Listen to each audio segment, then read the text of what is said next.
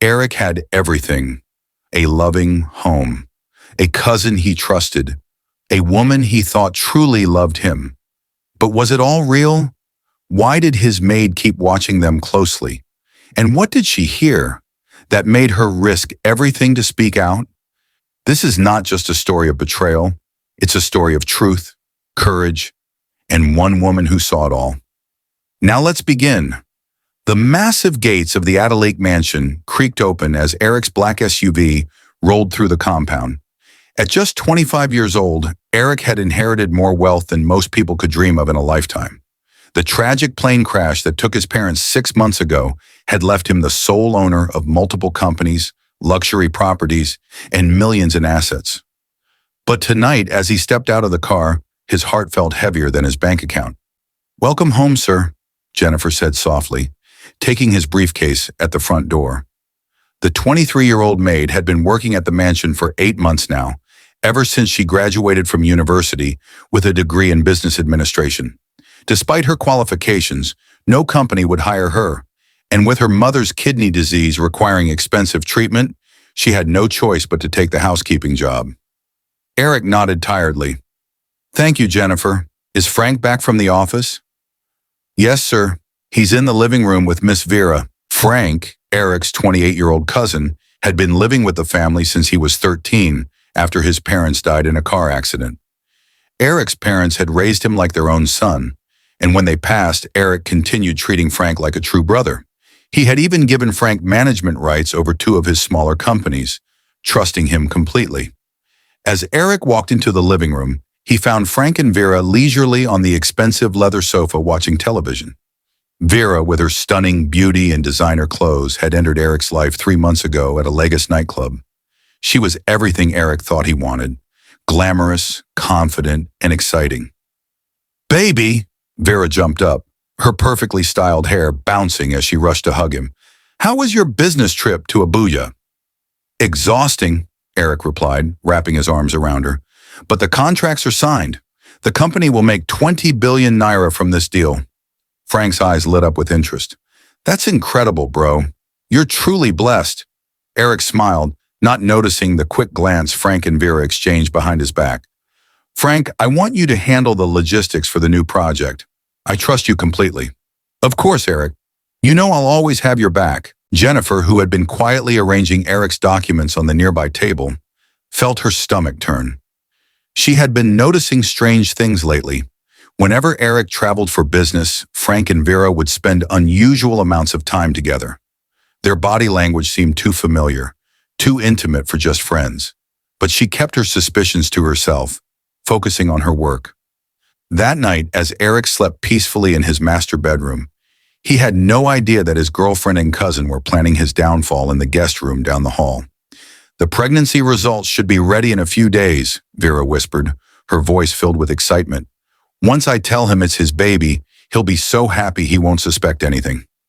Frank pulled her closer, his jealousy burning in his chest. "I can't stand watching him touch you, Vera. I can't stand that he has everything while I'm just living off his charity. Soon, baby, soon all of this will be ours. The companies, the houses, the money, all of it. And the poison? You still have it?" Vera nodded, pulling out a small bottle from her handbag. "My friend got it from her chemistry lab. Tasteless, odorless.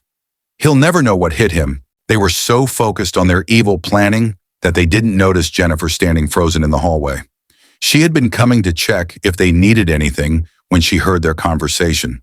Her heart pounded so loudly she was sure they would hear it. Quietly, she pulled out her phone and started recording their conversation. "When will you do it?" Frank asked. "Tomorrow night. I'll prepare his favorite meal, add the poison, and by morning, Eric will be dead. The doctors will think it's a heart attack. He's been so stressed lately, no one will suspect anything." "And the baby? I'll tell everyone it's his. As his pregnant girlfriend, I'll inherit everything. Then we can be together openly." Jennifer's hands shook as she held the phone. She had to warn Eric, but how? If she accused them without proof, they would deny everything, and she would lose her job. Her mother would die without the money for treatment. But she couldn't let them kill Eric. He had been kind to her, always treating her with respect despite her position as a maid. Unlike other wealthy people, Eric never looked down on her or made her feel worthless. The next morning, Eric woke up feeling refreshed. He had important meetings lined up, and the new business deal was already generating excitement among his investors. As he got dressed, he hummed softly, thinking about his future with Vera. "Sir, your breakfast is ready," Jennifer said when he came downstairs. "Thank you, Jennifer. You're always so thoughtful." She watched him eat, her heart breaking, knowing that Vera planned to poison his dinner. Throughout the day, she couldn't concentrate on her work. She kept thinking about the recording on her phone and wondering if she had the courage to show it to Eric. That afternoon, while Eric was at the office, Frank and Vera became careless. They were kissing passionately in the living room when Jennifer walked in with fresh towels. "Oh," Jennifer gasped, dropping the towels. Frank and Vera jumped apart, their faces flushed with guilt and anger. "What did you see?" Frank demanded, his voice threatening. "Nothing, sir." "I saw nothing," Jennifer stammered, bending to pick up the towels. Vera grabbed her arm roughly. "Listen to me carefully, you poor maid. If you ever breathe a word about this to Eric, I will make sure you never work anywhere in Lagos again. Your mother will die because you won't have money for her treatment." "I understand, Ma. I won't say anything." Frank stepped closer, his face twisted with menace. "We know where you live, Jennifer. We know about your sick mother. One word from you, and both your lives will be destroyed." Jennifer nodded quickly, tears filling her eyes. She ran to her small room in the servants' quarters and cried for an hour. But even as she cried, she knew she couldn't let them kill Eric. Her conscience wouldn't allow it. That evening, Eric returned home in high spirits. "Vera, my love, I have wonderful news. The board approved my proposal for the new hospital project. We're going to help thousands of people get better health care." Vera smiled sweetly, though her heart was cold. "That's amazing, baby. You're such a good man. That's why I love you so much." "I love you too. I've been thinking about our future together." "Actually, I have some news too," Vera said, her acting skills on full display. "I'm pregnant, Eric. We're going to have a baby." Eric's face lit up with pure joy. "Are you serious? A baby? Oh my God, Vera, this is the best news ever." He spun her around the living room, laughing with happiness. Frank watched from the doorway, his jealousy eating him alive. "To celebrate," Vera said, "I've prepared a special dinner for you. Your favorite. Jollof rice with grilled chicken and plantain. I made it myself." Eric kissed her forehead. "You're incredible. I'm the luckiest man alive." Jennifer watched all of this from the kitchen, her heart pounding. She knew the food was poison. She knew Eric would die if he ate it. But she also knew that Frank and Vera would destroy her life if she interfered. As Vera served the beautifully presented meal, Eric sat at the dining table with a huge smile. "This looks delicious, my love. Thank you for taking such good care of me." He picked up his fork, ready to take the first bite.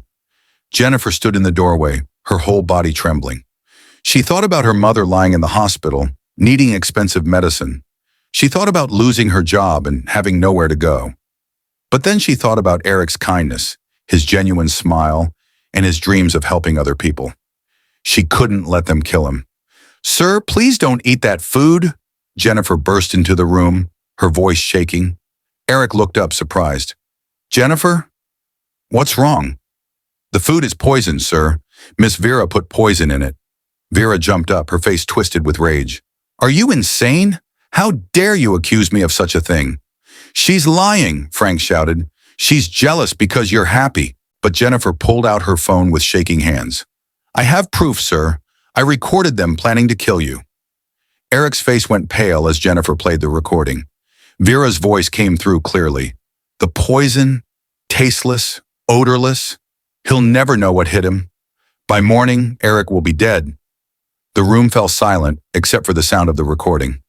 Eric's hands shook as he heard his cousin and girlfriend planning his murder. "The baby isn't yours, sir," Jennifer continued, tears streaming down her face. "It's Mr. Frank's baby. They've been having an affair for months." Eric stood up slowly, his face a mixture of shock, hurt, and anger. "Is this true?" Vera tried to maintain her lie. "Eric, baby, she's making this up. She's jealous of what we have." But Frank, seeing that their plan had failed, couldn't hide his bitterness anymore. Yes, it's true, he shouted. The baby is mine. Vera is mine. And you know what? I'm glad our plan failed because now I can tell you exactly how I feel about you. Eric stared at his cousin, the person he had loved like a brother.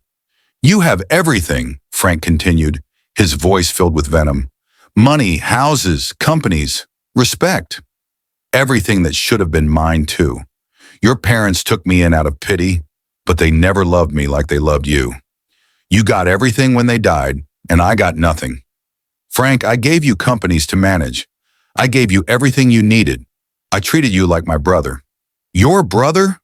Frank laughed bitterly. I was never your brother. I was just the poor orphan you kept around to make yourself feel good. Well, I'm tired of living in your shadow. Eric's heart shattered as he realized how wrong he had been about the two people he trusted most. Security, he called out. Two guards rushed into the room. Sir, escort these two people out of my house immediately. They are never to return. Eric, please, Vera begged, her mask finally falling away. I'm sorry. We made a mistake. A mistake? Eric's voice was cold. You tried to murder me. You betrayed me in the worst possible way. That's not a mistake. That's evil. As the security guards grabbed Frank and Vera, Eric pulled out his phone and called his company secretary. Strip Frank of all his positions and shares in the company immediately. Block his access to everything. I want his name removed from all documents by tomorrow morning. Frank struggled against the guards. You'll regret this, Eric. I'll destroy you. Vera and Frank were thrown out. Eric sat in his living room, feeling empty and betrayed. Jennifer approached him carefully. Sir, I'm sorry I waited so long to tell you. I was scared they would hurt me and my mother. Eric looked at her, this young woman who had risked everything to save his life. Jennifer, you saved my life. You could have stayed quiet and let them kill me, but you chose to do the right thing even when it was dangerous. I couldn't let them hurt you, sir. You've been kind to me. What you did took incredible courage. Thank you. Eric paused, thinking. Jennifer, I want to offer you a position at my company. You have a business degree and you've proven you have integrity. I could use someone like you in my management team. Jennifer's eyes widened with shock. Sir, are you serious? Very serious. You'll start as an assistant manager with a good salary. Tears of joy filled Jennifer's eyes. Thank you, sir. Thank you so much. Meanwhile, in a small, cramped apartment across town, Frank and Vera were arguing bitterly.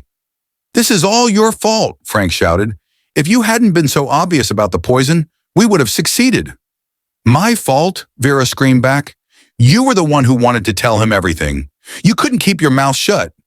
I worked for years to get close to him, to gain his trust, and you ruined it. We both ruined it. Now we have nothing. Frank paced around the tiny room, his anger consuming him. I'm not giving up. I know all his company secrets. I'll sell them to his competitors and destroy him. But Eric was one step ahead. He had already hired a team of investigators to review every document Frank had handled during his time at the company. What they found shocked him.